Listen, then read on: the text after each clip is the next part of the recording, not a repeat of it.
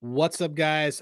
It's baseball season, so I'm going to show you how to use Outlier to bet K props. That's right. It's not just about home runs. It's also about what that pitcher can do. And maybe we'll find something that I can take with my Phillies today. So let's go to the big screen. You know how I love it. Bang. All right, great. So we are on here. We're looking around. I have it set up for strikeouts. Keeping in mind it's early in the season, generally something that you're going to want to do is you're going to want to look at how someone's form has recently been. So going and sorting by last 10, I think that that's a great way to do it. Unders, overs, it's all going to matter based on how many batters a pitcher is going to take. One of the cool things that works for Outlier is that you can see both recency of form and how they ranked just within their own K market, or if they're walking a lot of guys. So let me look right now. Bobby Miller is the guy who I'm pretty high on overall. They are playing the Cardinals tonight. Outliers letting us know right here that there's value on the under. That doesn't always mean that that's the bet that we want to make, but there might be value on the under. So that being said, something that I like to do immediately, I like to see what going over here on Outlier, I like to see what the K percentages are from going into the pitching module to seeing what a opposing team does against that handed pitcher. And when I say in the pitcher module, if you go to the pitching props through Bobby Miller or a pitcher, you're going to see things based around whether or not they're beneficial to that prop. You're not going to see things based on whether or not they're better for a batter. So, for example, this is an under prop that we're looking at for his under Ks, and the highlighting in red is what we don't want.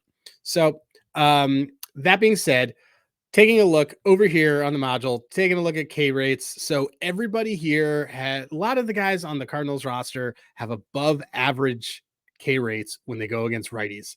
Then when they've gone against Bobby Miller, only one person has, I believe that must be Brandon Crawford. He's done really well. He's hit the ball or he's struck out. So there's no in between.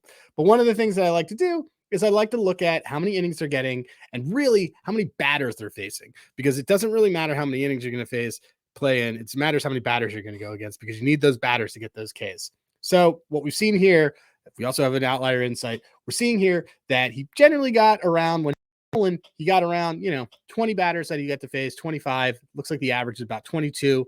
And his strikeouts is kind of somewhere right between that 4 and 5 range. A couple of these outliers, no pun intended, that were over. He had a really good stretch over here. But generally speaking, he hasn't been a giant punch-out pitcher. Another thing that I like to go to firm up what I'm going to do on a K prop, these are all customized to the prop. So, for example, St. Louis batting versus right-handed pitching, their rank was seventh best K rate. So seventh low, like they weren't striking out a lot. It's green. We are trying to back and under. That's good. The last 30, which was last 30 of last season, doesn't really matter, but apparently they weren't that great. But look, here's what we're seeing here, that they don't strike out a ton and their walk to K ratio is pretty good. These green things here, I know it gets really confusing, but green here for a pitcher, just remember that these mean that these are supporting facts for this prop. Okay. Bobby Miller's statistics, though, these are something that are saying this may not be the greatest play. So look, he's in the 57th percentile for Ks, 23%. He's averaging 8.6 Ks per 9, which is still right there in the middle. All this stuff is right there in the middle. And this is kind of saying that, yeah, he probably could do this. It's a good batting matchup, but it may not be a good pitching matchup. He may actually be a little bit better than we think he is. His line is at 5.5. I think that it is, I think that's a little bit high for him. It's something that I'm going to be looking at today. They are playing each other tonight. Another separate layer that you can do on the K props here, if you really want to get into it, you can look at what the pitch arsenal is. And what I like to do is I like to see, okay, how are these guys against the pitch? And wow, everybody on St. Louis crushes a sinker. Everybody on St. Louis cannot hit a curveball. Slider, can't hit a slider, and changeup, hit or miss.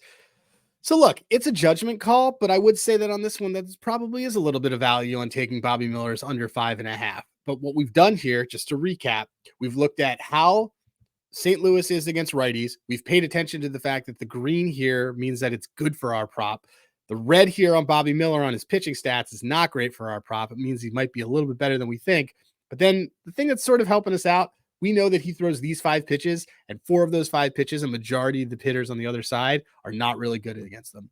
You can get really deep. You can go into heat maps, but I think that we got enough of the case for it right here.